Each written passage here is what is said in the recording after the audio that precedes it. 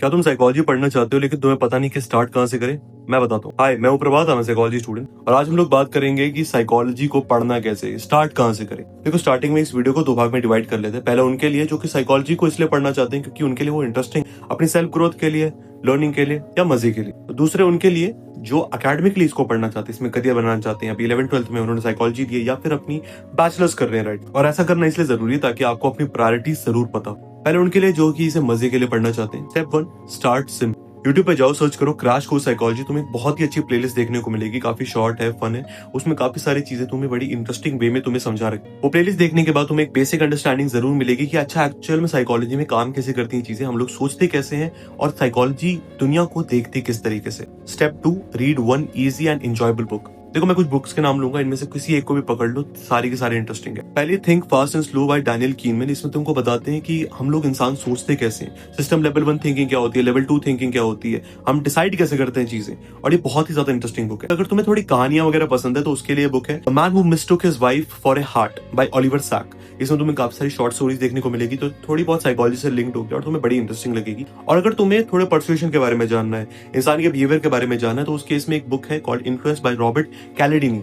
अब मैं बुक का नाम इसलिए ले रहा हूं ताकि तुम्हें कम से कम एक पता चले कि अच्छा दुनिया में एक्चुअल में साइकोलॉजी कैसे काम कर रही है। हमने थोड़ा बहुत इन्फॉर्मेशन तो ले लिया, लेकिन उसको अप्लाई कैसे करें या फिर उस रियल लाइफ में वो दिखती कैसे। Step 3, explore some topics. देखो, अलग अलग टाइप की साइकोलॉजीज होती हैं, जैसे सोशल साइकोलॉजी जिसमें हम देखते हैं कि किसी और इंसान का इन्फ्लुएंस हमारे बिहेवियर पे कितना होता है। डेवलपमेंट साइकोलॉजी में हम देखते हैं कोई इंसान बड़ा कैसे होता है साइकोलॉजिकली या फिर फिजिकली। कॉग्निटिव साइकोलॉजी में हम देखते हैं कि इंसान याद कैसे रखता है, मेमोरीज कैसे बनाता है, सोचता कैसे है। और क्लिनिकल साइकोलॉजी में हम देखते हैं थेरेपी, ट्रॉमा, डिप्रेशन, एंजाइटी और थोड़े ऐसे कॉम्प्लेक्स केसेस को वगैरह को हम देख रहे होते हैं। इन सभी के बारे में तुम थोड़ी थोड़ी इन्फॉर्मेशन लोगे तो तुम्हें समझ आएगा कि अच्छा तुम्हारे लिए एक इंटरेस्टिंग टॉपिक कौन सा है। इनके ऊपर छोटी छोटी वीडियोस देखोगे तो तुम्हारा इंटरेस्ट और ज्यादा बढ़ेगा। Step 4, apply what you learn. एक छोटी सी डायरी, कॉपी, तुम्हें जो भी रखना हो, तुम इसमें जितनी भी चीजें याद करते जा रहे हो, नई नई चीज समझते जा रहे हो, दूसरों के बिहेवियर में जो जो ऑब्जर्व करते जा रहे हो, वो सारे लिखना स्टार्ट करो। मान लो तुम अपने दोस्त के बारे में लिख रहे हो, अच्छा मेरा एक दोस्त है एक्स नाम का, वो जब फ्रस्ट्रेट होता है तो वो ये चीजें करता है, और तुम वही लिख रहे हो कि ये मेरा दोस्त है वाई, जब वो फ्रस्ट्रेट होता है तो वो ये चीजें नहीं करता है। तो तुम क्या कर रहे हो, एक ही साथ तुम देख सकते हो कि वाह, एक अलग अलग पर्सपेक्टिव, ये इंसान कैसे एक्ट कर रहा है, ये इंसान कैसे एक्ट कर रहा है। जो तुम चीजें अपने बारे में रिकॉग्नाइज कर रहे हो, नजर आ रही है, तुम वो भी लिख रहे हो, तो तुम्हारे लिए एक नई अंडरस्टैंडिंग मिल रही है, नया पर्सपेक्टिव मिल रहा है, नई लर्निंग भी मिल रही है। और step 5, keep it going.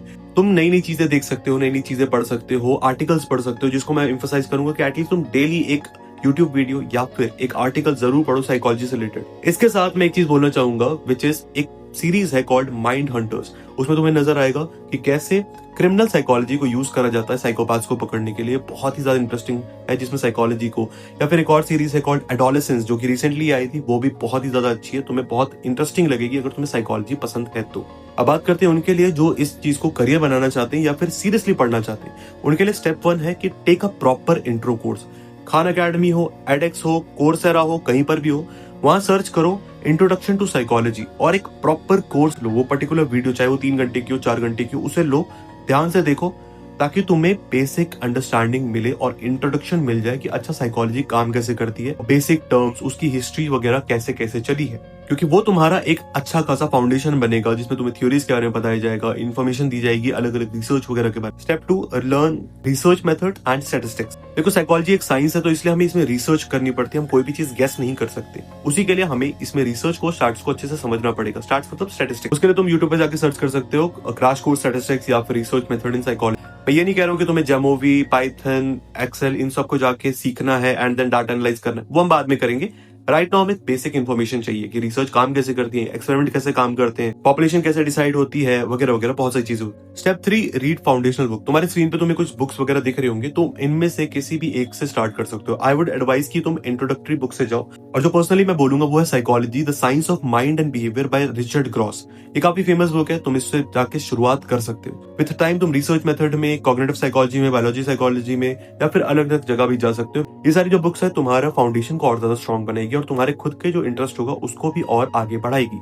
Step 4, practice with a small project. अब वो छोटा प्रोजेक्ट कुछ भी हो सकता है। मान लो तुम अभी 11th-12th में और तुम्हें पता है कि तुम बड़ा कुछ नहीं कर सकते, तो तुमने सोचा एक काम करते हैं, मैं एक टॉपिक लेते हैं जैसे कि क्या गाना सुनने से किसी इंसान की पढ़ाई में इंप्रूवमेंट हो सकता है। और तुमने क्या करा, अपने फ्रेंड से ये सवाल करा, तुमने कुछ क्वेश्चन बनाए, अपने फ्रेंड से भरवाया, तुमने डाटा लिया, इसे एनालाइज करा, एक रिपोर्ट बनाया। तुमने स्टार्टिंग से एक साइकोलॉजिस्ट की तरह, एक रिसर्चर की तरह सोचना स्टार्ट कर दिया, काम करना स्टार्ट कर दिया, और तुमने वो काम को अपना लिंक्डइन पे भी पोस्ट करा एक्सेट्रा। डिपेंड करता है तुम कौन से लेवल पर हो। बट इससे ये हो क्या रहा है कि तुम अपनी रिसर्च वाली स्किल्स बेटर बना रहे हो, तुम रिसर्च को काफी इंपॉर्टेंस दे रहे हो, क्योंकि वो सब के लिए तुम्हें रिव्यू ऑफ लिटरेचर भी करना पड़ेगा, विच इज कि तुम हिस्ट्री भी चेक करोगे कि पास्ट में लोगों ने क्या कहा है, और ये चीज तुम्हारी फाउंडेशन को और ज्यादा स्ट्रॉन्ग बनाती जाएगी। और स्टेप 5, चूज योर डायरेक्शन। जब तुम इस स्टेज में आ जाओगे कि तुम्हारे पास काफी अच्छी खासी इंफॉर्मेशन है अपने बारे में या फिर साइकोलॉजी के बारे में, देन तुम आगे बढ़ सकते हो अपने लिए एक डायरेक्शन चूज करने के लिए, चाहे वो क्लिनिकल हो, काउंसलिंग हो, न्यूरो साइंस हो, research, industrial, organisational development, educational, बहुत सारी फील्ड्स हैं साइकोलॉजी में, तुम किसी में भी जा सकते हो। उससे पहले तुम्हें इन्हें एक्सप्लोर करना पड़ेगा और इनके बारे में काफी सारी इन्फॉर्मेशन लेनी पड़ेगी। अगर तुम बैचलर्स में हो तो तुम्हें काफी सारी इन्फॉर्मेशन मिलने लग जाती है, कुछ लोग मास्टर्स में जाके लेते हैं। अगर तुम 11th-12th में हो तो तुम्हें बोलूंगा कि थोड़ा थोड़ा इनके बारे में पढ़ते रहो, तुम्हें बहुत ही ज्यादा हेल्प होगी।